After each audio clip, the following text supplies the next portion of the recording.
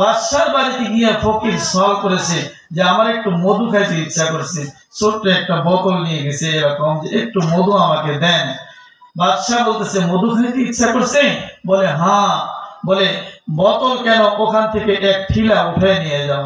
সুবহানাল্লাহ বলে। তো বাদশা যখন বলছে এই বোতল কেন, এই ঠিলা ধরে নিয়ে যাও, ফকির বলে আরে না দিলে না করে দেন, রাগ করেন কে? কয় আরে ফকির তোমার তো নজর ফকিরের, আমি তো বাদশা, আমার বাদশার নজরে আমি তোমাকে পুরা এক ঠিলাই দিয়ে দিছি। সুবহানাল্লাহ। বন্ধু মুসলমান, দুনিয়ায় যদি এরকম বাদশা হয়ে ফকির ভিক্ষা চায় ছোট একটা বোতলের মধ্যে, আর বাদশা বলে পুরা ঠিলা দিয়ে দিলাম, আর ওই বাদশাকেও সৃষ্টি করেছেন কে? একটু আওয়াজ দিয়া বলেন না, ওই বাদশাকে কে সৃষ্টি করেছেন? ওই বাদশাকেও আল্লাহ সৃষ্টি করেছেন। বাদশা যদি ঠিলা করে দিতে পারে, আমার আল্লাহ ঠিলা কেন পুরা রাজত্ব দিয়ে দিতে পারে? কথা বলেন ঠিক কিনা? এজন্য বন্ধু মুসলমান, আল্লাহকে আল্লাহ বলে ডাকতে হবে।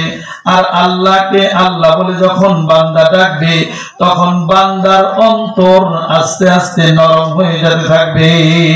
বন্ধু মুসলমান, আমরাও তো আল্লাহকে ডাকি, কিন্তু আমাদের অন্তর নরম হয় না কেন? কারণ আল্লাহকে ডাকা আমাদের হয় না, এজন্য আমাদের অন্তরটাও নরম হয় না। কথা বলেন ঠিক কিনা? এজন্য আল্লাহর জিকির আমাদের মুখের ভিতরে চালু করতে হবে। যখন মুখের ভিতরে আল্লাহর জিকির চালু হবে, তখন আল্লাহ রাব্বুল আলামিন অন্তরকে নরম করে দিবেন। মসজিদে মুসল্লি এক কাতার না, প্রত্যেকদিন বোঝাই হয়ে যাবে। কথা বলেন ঠিক কিনা? বন্ধু মুসলমান, আল্লাহকে তো ডাকা হয় না।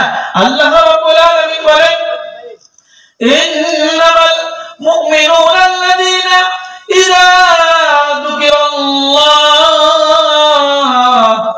ইন্নামাল মুমিনুনা আল্লাযীনা ইযা যুকিরাল্লাহু ওয়াজিলাত কুলুবুহুম ওয়া ইযা তুলিয়াত আলাইহিম আয়াতুহু যাদাতুহুম ঈমানা।